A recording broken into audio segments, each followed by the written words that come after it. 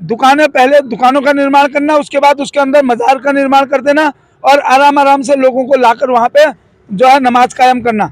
यह एक उत्तराखंड के लिए, देवभूमि के लिए बहुत घातक है। यह अवैध रूप से बन रहे जो मजारे हैं, इनका निर्माणों को, इनका ध्वस्तीकरण होना चाहिए, इनको तोड़ना चाहिए और योगी बाबा का बुलडोजर एक बार इधर की ओर को भी घुमाने का प्रयास करना चाहिए। रेलवे के किनारे जहाँ पर भी सरकारी ज़मीनें हैं, हम खरीद के नहीं ले सकते, बाजार के बीच में ज़मीनें, लेकिन लोगों ने कब्जे कर रखे हैं, अवैध कब्जे।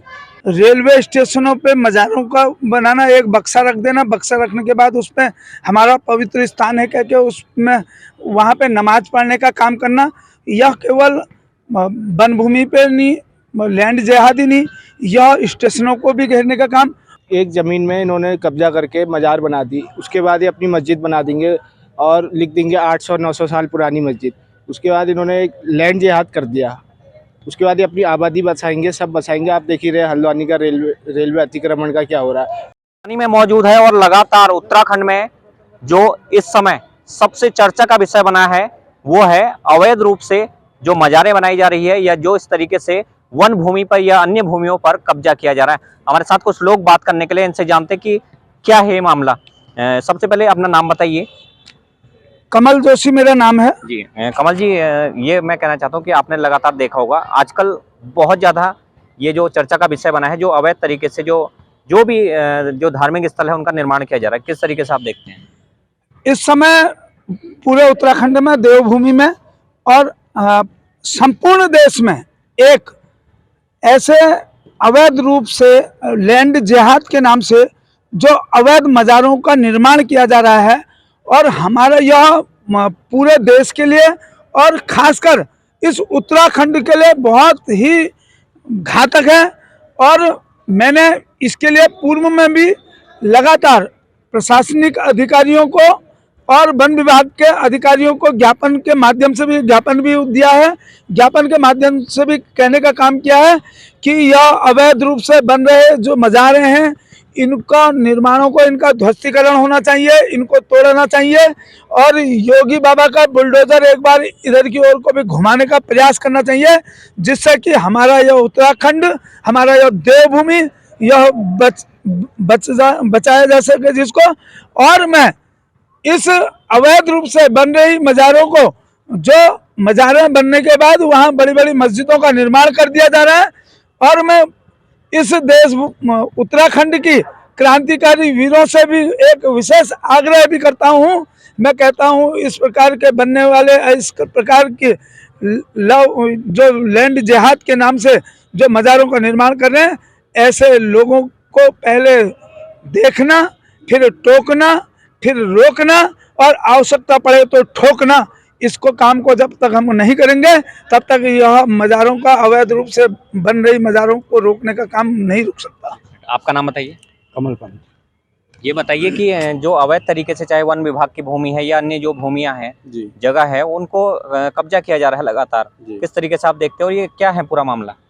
इसमें क्या है कि कुछ ऐसे संगठन काम कर रहे हैं जो यहाँ की डेमोग्राफी को चेंज करना चाह रहे हैं। और यहाँ पर एक क्या है कि ये हिंदू बाहुल्य क्षेत्र है, तो यहाँ पर जो अल्पसंख्यकों की संख्या है वो कम है, उसको और उनके जो अपने मतलब धार्मिक स्थल हैं, उनको ये बढ़ावा देना चाह रहे हैं। चाहे वो हमारी कच्ची ज़मीनें हैं, वन विभाग की ज़मीनें हैं, या कहीं दुकानों के अंदर मज़ारें बनाई जा रही हैं, इस तरीके से सरकारी ज़मीनों पर कब्जा हो रहा है। जहाँ पर भी कच्ची ज़मीनें मिल रही हैं, वहाँ पर मज़ारों का निर्माण हो रहा है। तो मेरी लोगों से ये अपील है कि आप ऐसे काम को अगर कहीं भी देखते हैं, तो अपने जो भी निकट आपका प्रशासनिक अधिकारी हैं, चाहे वन क्षेत्र के हों या पुलिस थाने हों, वहाँ पर अवगत कराएँ उसको। और अभी हमारी धामी सरकार भी जाग रही है और उस पे शायद देखिए सरकार कुछ ना कुछ करने वाली है, जो जिहाद के ऊपर लैंड जिहाद के ऊपर कानून बनने वाला है। तो ये क्या सिर्फ मज़ारें ही बननी है या जो अन्य धार्मिक स्थल है वो भी कहीं दिख रहे हैं इस तरीके से बनते हुए? नहीं, देखिए, अगर कहीं पर कोई किसी पब्लिक को कोई दिक्कत हो रही है, सपोज करिए कोई चौराहा है, तो बिल्कुल उसको हटना चाहिए। चाहे वो किसी भी तरीके का धार्मिक स्थल है, तो पब्लिक को परेशानी नहीं होनी चाहिए। इसके अलावा और क्या देखा आपने, अगर आसपास की बात करें यहाँ क्षेत्र की? नहीं, देखिए, जो ये लैंड जिहाद है, ये केवल मज़ारों को लेकर के ही नहीं हो रहा है। आप देखिए जहाँ पर नदियों के किनारे, रेलवे के किनारे, जहाँ पर भी सरकारी ज़मीनें हैं, हम खरीद के नहीं ले सकते बाज़ार के बीच में ज़मीनें, लेकिन लोगों ने कब्जे कर रखे हैं, अवैध कब्जे। तो कहीं ना कहीं कुछ ऐसे लोग इनके ऊपर हैं जिनकी सह के बिना ये काम संभव नहीं हो पा रहा है। ये जो कब्जा किया जा रहा है, चाहे वो नदियों के किनारे, रेलवे स्टेशन के आसपास या अन्य जगहों पर, कौन लोग हैं, ये कहाँ से आए हैं? ये एक ऐसी मानसिकता के लोग हैं जो देश का विभाजन करना चाहते हैं। ये ऐसे देशद्रोही लोग हैं जो इस प्रकार से, यह राष्ट्रभक्त नहीं है।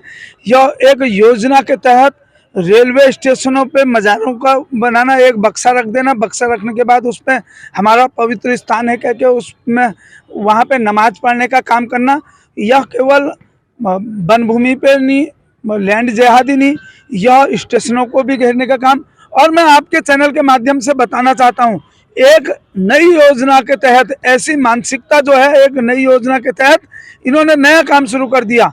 किसी घर को लेना और घर के अंदर घर का निर्माण करना, समाज को लगता है ये घर है, उसके अंदर मजार का निर्माण कर देना।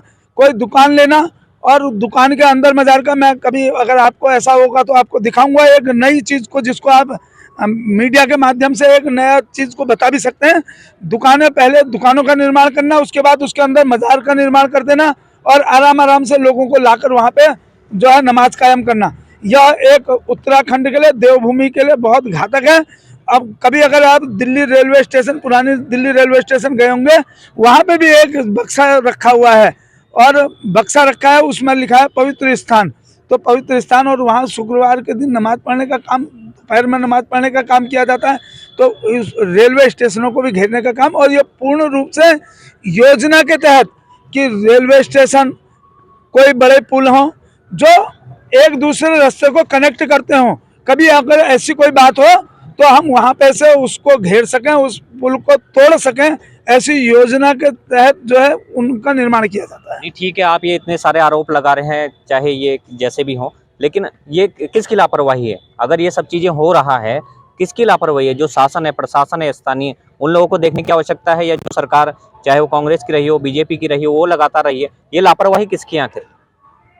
वहाँ पे जब किसी ऐसे अवैध मस्जिद का या अवैध मज़ार का निर्माण होता है तो वहाँ पे जो प्रशासन के लोग हैं उन लोगों को भी ये ध्यान में रखना चाहिए, उनको भी देखना चाहिए। और मैंने बताया, अब नया सिस्टम शुरू कर दिया जहाँ प्रशासन को, क्या किसी पड़ोसी को भी पता नहीं चलता है, नए तरीके से जहाँ प्रशासन ने इस पर तोड़ना और कार्रवाई करने का काम करा, तो इन्होंने पहले दुकानों को बनाना, दुकानों के बाद अंदर से मजार का निर्माण कर देना, इस काम को करना। वह हर चीज़ का नया तोड़ लाकर उसका काम करते हैं और उस मानसिकता को रोकने का प्रयास करना चाहिए और रोकना चाहिए। मैं धन्यवाद दूंगा आपके चैनल से माननीय पुष्कर धामी जी को, जिन्होंने इसका संज्ञान लिया है, क्योंकि उनको लगा ये बहुत उत्तराखंड के लिए, देवभूमि के लिए बड़ा घातक है, और उन्होंने उसका संज्ञान भी लिया है। मेरे द्वारा जो है बीच में इसको लेकर, ये कागज आप लेके आए, क्या है ये मैंने माननीय मुख्य वन संरक्षक महोदय कुमाऊं मंडल को परसों 3 तारीख को ज्ञापन भी दे रखा है। मैंने उनको कहा, पूर्व में भी हम लोग आपको बता चुके हैं, कई लोगों को बता चुके हैं कि ऐसे अवैध रूप से बन रही मज़ारें, चाहे वो आम्रपाली हो, यहाँ पे नगला पुल के बगल में, नगला के पास में अगर देखा जाए, रामपुर रोड में देखा जाए, काला ढूंगी में देखा जाए, काला ढूंगी वाली बाजपुर वाली रोड में देखा जाए, हमारे गर्जिया देवी जाते समय देखा जाए, यहाँ पे गोला पुल के पास में देखा जाए छोटी सी मज़ार थी, और यहाँ पे बनबुलपुर के पास में रेलवे स्टेशन के बगल में एक बहुत बृहद उसका वो है। हमने उसके लिए ज्ञापन दे रखा कि तुरंत उन पर कार्रवाई करके ऐसी अवैध मज़ारों को दिखा दीजिए थोड़ा, क्या है